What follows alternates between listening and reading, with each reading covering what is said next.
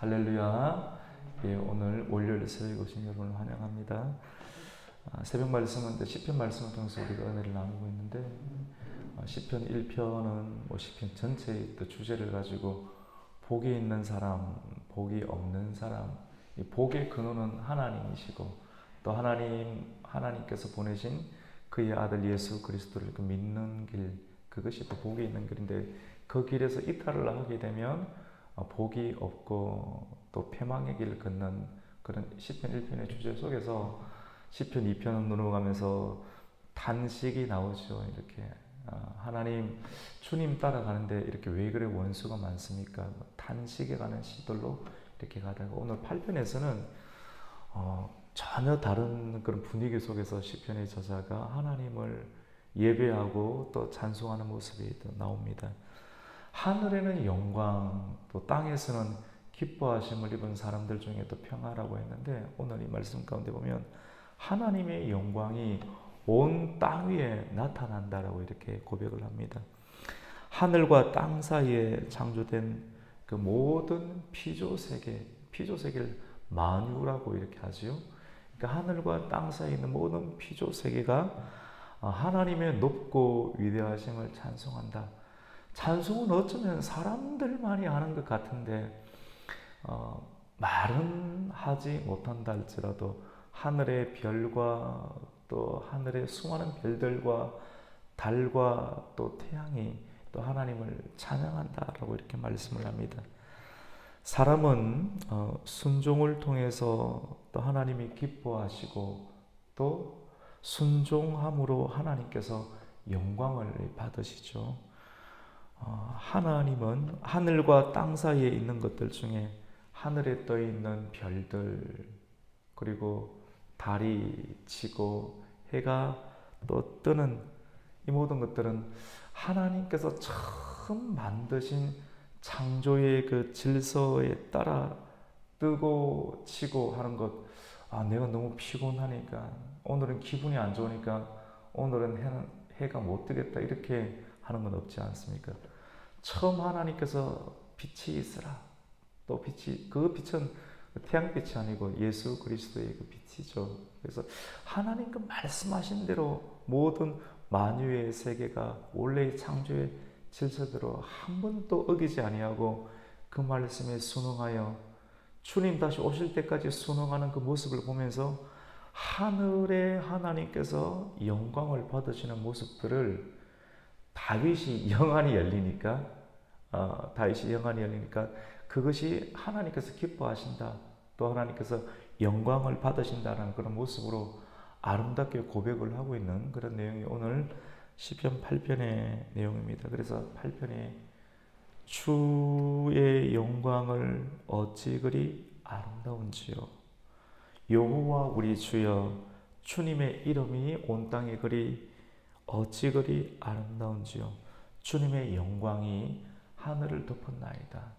하나님께서 말씀으로 창조하시고 하나님께서 주의 손가락으로 창조하신 모든 피조의 세계가 그 말씀 그대로 순응하여 한치의 오차도 없이 질서 있게 편성되는 것을 보니 너무 아름답고 하나님의 영광이 하늘을 덮었다라고 말씀을 합니다.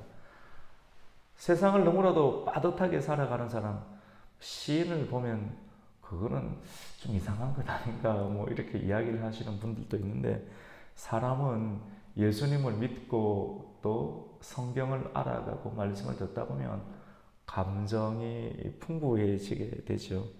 이 감정이 풍부해지게 되면 우리 주변에 일어나는 하나님의 창조의 질서에 순응하는 피조의 세계를 보면서 함께 기뻐하고 또 하나님께 영광을, 찬송을 올릴 수가 있습니다.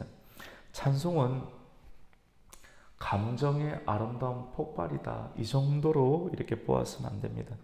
찬송은 놀라운 힘이 있습니다. 찬송은 원수의 세력을 깨뜨리시는 그 하나님의 전능하신 그 도우심을 얻는 손길이 되기도 하지요. 여러분, 그 구약 시대의 말씀 가운데 보면 이스라엘 그 나라 땅 가운데 여호사밧 왕이라고 있었습니다. 이 여호사밧이 이스라엘 나라를 다스리게 될 때 이 주변에 강대국이 있었는데 특별히 암몬이라는 강대국이 있었습니다. 힘과 힘의 대결로 한다라고 하면 능히 이길 수 없는 그런 나라인데 이 게임이 되지 않는 것이죠. 그런데 여호사밧은 신앙이 있었습니다. 우리의 힘으로는 능히 우리의 적들을 대적할 수 없어서 나라가 빼앗길 위기에 있었는데 믿음으로 전장터에 나가는데 찬양대를 조직을 해서 찬양대를 가장 전쟁에 앞세워서 믿음으로 나아가서 하나님의 높고 위대하심을 찬송을 했을 때 하나님께서는 그 믿음을 보시고 강력한 암몬의 군대를 물리쳐 주셔서 승리를 주시는 것을 이렇게 보게 됩니다. 찬양은 하나님의 강력한 도우심을 이끄는 놀라운 힘이 되기도 하는 것입니다. 그래서 오늘 8편 2절 말씀 가운데는 어린 아이와 젖먹이의 입에서 나오는 찬송의 힘으로 원수들을 물리쳐 주시고 또 보복자들을 잠잠하게 했다라고 이 노래를 합니다. 우리 2절 말씀을 같이 한번 읽어보겠습니다.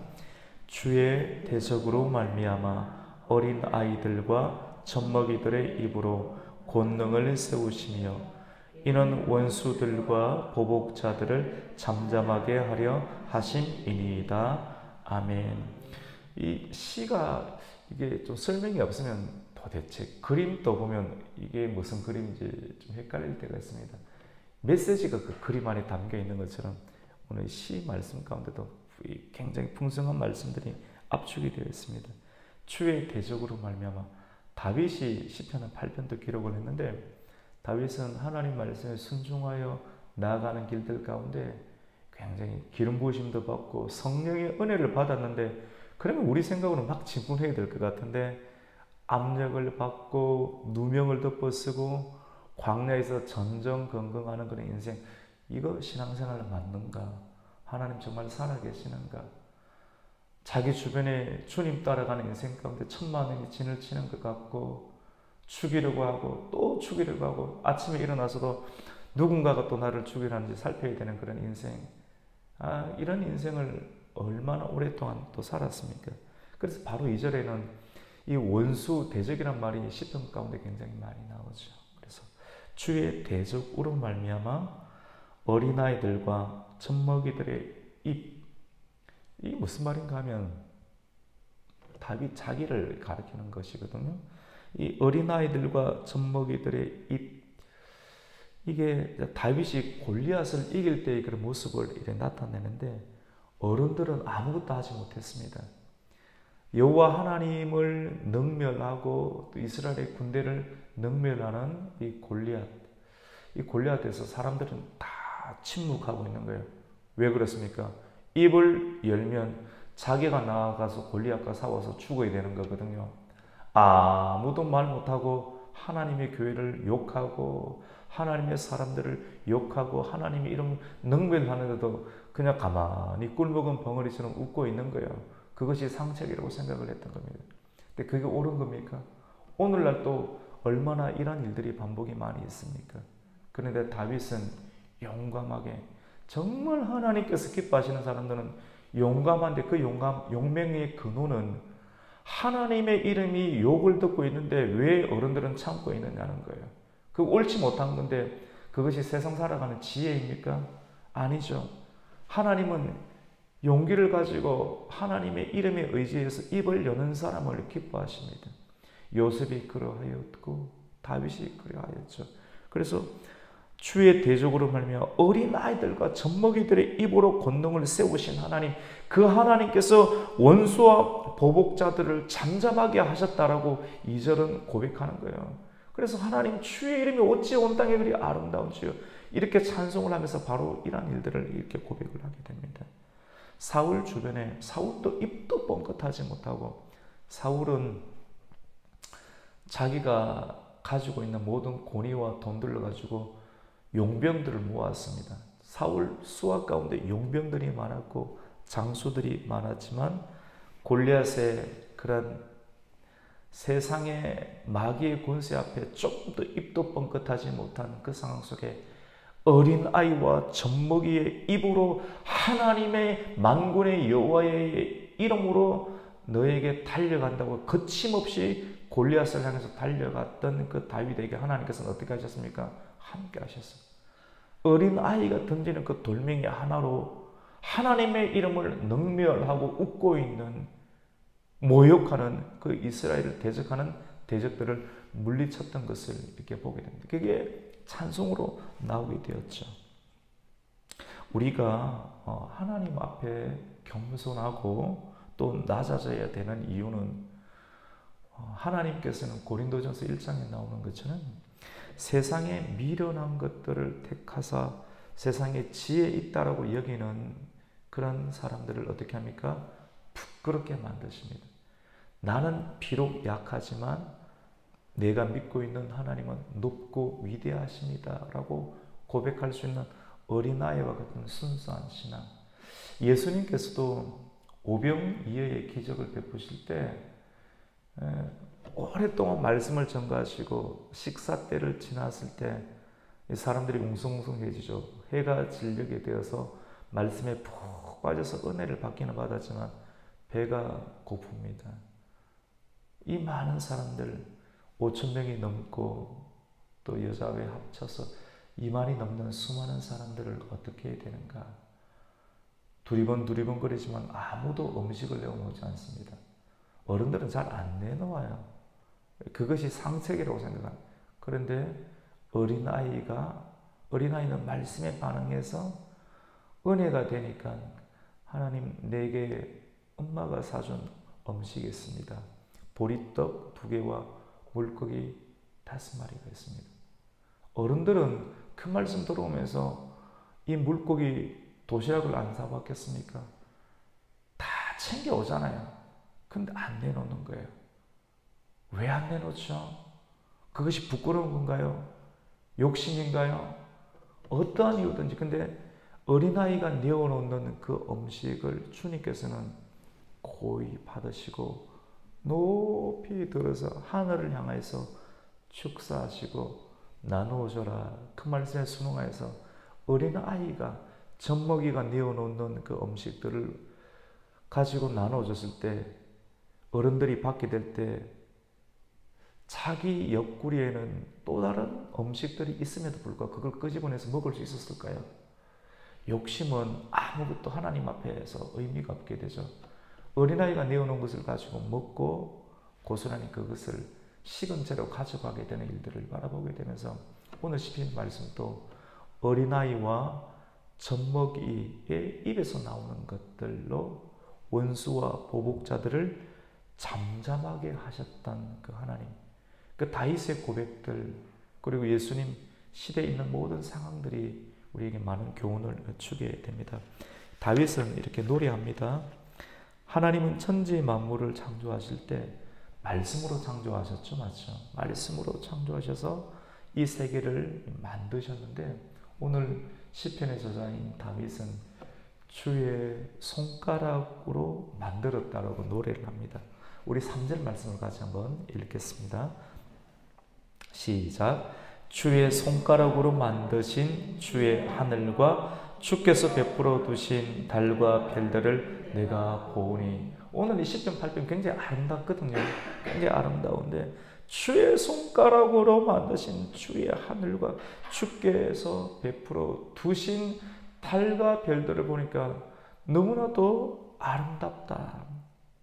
근데 이것을 보면서 시편의 기자인 다윗은 무엇을 고백하냐면 사람이 무엇이간데, 사람이 무엇이간데 주님께서는 그 사람을 생각하시고 인자가 무엇이간데 내 같은 미천한 존재가 무엇이길래 하나님께서 그토록 우리를 그렇게 사랑해 주시는가, 나를 그렇게 사랑해 주시는가 라고 말합니다. 하나님의 손가락으로 지으신 그 해와 달과 별들은 아담의 때로부터 다윗의 때까지 계속 머물러 있지 않습니까?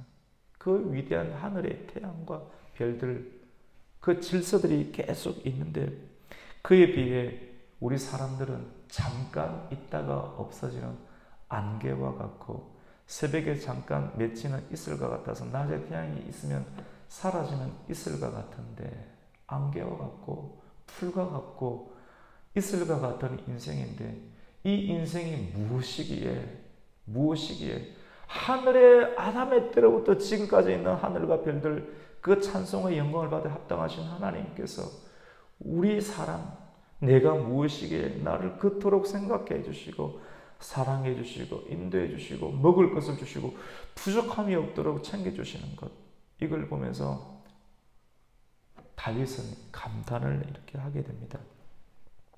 우리를 향한 그 주님의 그 사랑은 감히 청량할 수 없어서 지금까지는 단식의 시로 나타났지만 오늘 8편의 말씀은 감탄으로 이렇게 나타나게 됩니다. 그래서 다윗은 다시 한 번 더 소리를 높여서 하나님께 고백을 합니다. 사람을 하나님보다 조금 못하게 만들어서 주님께서 손가락으로 만드신 이 세계를 다스리게 하고 그의 발 아래 두었다라고 6절은 고백을 하죠. 여러분, 하나님이 하나님의 형상으로 사람을 지었습니다. 저와 여러분들이 하나님의 형상으로 사람을 지었는데 하나님은 형상이 있습니까? 없습니까? 없으시죠. 영이신 하나님. 그러면 하나님의 형상이라는 것은 하나님의 속성입니다. 거짓이 없으시고 변개함이 없으시고 말씀하신 대로 끝까지 신실하게 약속을 지키시고 공명정대하신 이 하나님의 하나님 되시는 그 속성들에 맞게끔 하나님께서는 흙으로 사람을 지으셨는데 사람은 그 하나님의 말씀을 들음으로 이 만유를 통치할 수 있는 하나님으로부터 나오는 위임권을 받게 되었는데 사람들은 어찌 죄 가운데 빠지게 됩니까? 죄로 인해서 얼룩지고 굴곡당하는 그런 인생은 어떻게 됩니까? 하나님 처음은 이 만유를 다스리라고 했는데 말씀대로 살지 못하고 죄 가운데 빠지게 되면 복이 되지 아니하는 악인의 길에 들어서게 되면 세상을 다스리는 사람이 아니라 세상에 의해서 다스림을 받는 사람이 되고 맙니다. 다른 말로 뭡니까? 사기당하고 이용당합니다. 왜 사기당하고 이용당합니까? 말씀대로 가지 않기 때문에 그렇습니다. 하나님이 주신 위임권을 가지고 정복하고 창세기 말씀 가운데 다스리라. 내가 너에게 말씀을 주었노라. 그 말씀대로 가보세요. 선명한 인생 절대로 이용당하지 않게 되겠죠. 능력이 주님께 있는데 사람이 죄를 범함으로 그 능력을 상실하게 되었습니다. 능력은 뭡니까? 세상을 다스리는 것. 세상이 뭡니까? 세상은 돈천지 아닙니까? 사람들이 돈으로 다 하려고, 교회도 돈이 있어야지 집기도 사고 이런 거 다 삽니다. 하지만 그것 자체로 사람들이 온다, 사람들을 세울 수 있다라고 생각한다면 그거는 이미 교회가 아닌 것이죠. 어제 주일 저녁에 교회가 어떤 것인지 에베소서 말씀을 통해서 우리가 강론을 이렇게 하고 있는데요. 하나님의 이름으로, 예수의 이름으로 우리가 살아가야 돼요. 능력을 잃게 되면 돈의 노예가 돼요. 세상을 다스리면 돈에 이용당하고 다스림을 받게 되고 쾌락의 노예가 되고 쾌락에 코를 뚫고 끌려가는 소처럼 사람들이 끌려가게 되고 성공의 노예가 되는 것이죠. 다스리는 자가 아닌 피조 세계의 다스림을 받는 자로 전락을 하게 되는 것입니다. 우리가 예수를 믿는다라고 하는 것은 하나님이 처음 만드신 그 형상의 모습을 회복하는 것입니다. 말씀대로 순종하여 세상을 다스리고 높으신 하나님의 이름과 그 영광을 찬양하는 것이 예수님을 이렇게 믿는 것이죠. 이사야 43장 21절도 하나님께서 사람을 창조하신 것, 내가 사람을 창조하신 것은 내가 창조한 그 사람으로 말미암아 영광을 받기 위함이다, 찬송을 받기 위함이다라고 고백을 하는 것이죠. 여러분, 믿음이 없으면 다스리지 못하고 어떻게 됩니까? 이용을 당하게 됩니다. 하나님의 사람은 다 이용해야 됩니다. 이 말이 좀 어떻게 들리세요? 모든 피조의 세계 가운데 사람은 가장 높이 있습니다. 하나님보다 조금 못하게 만드셨고 모든 피조의 세계를 말씀으로 다스려야 됩니다. 그래서 성경에 보면 하나님께서도 메추라기, 동식물들, 메추라기를 이용을 해서 이스라엘 진3인 가운데 떠들어뜨려 하나님보다 조금 못하게 여기신 하나님의 사람들을 먹여주셨죠. 다니엘도 사자굴에 들어갈 때 사자를 두려워하지 아니하였죠. 죽음을 두려워하지 않으니까 사자를 이용할 수가 있었죠.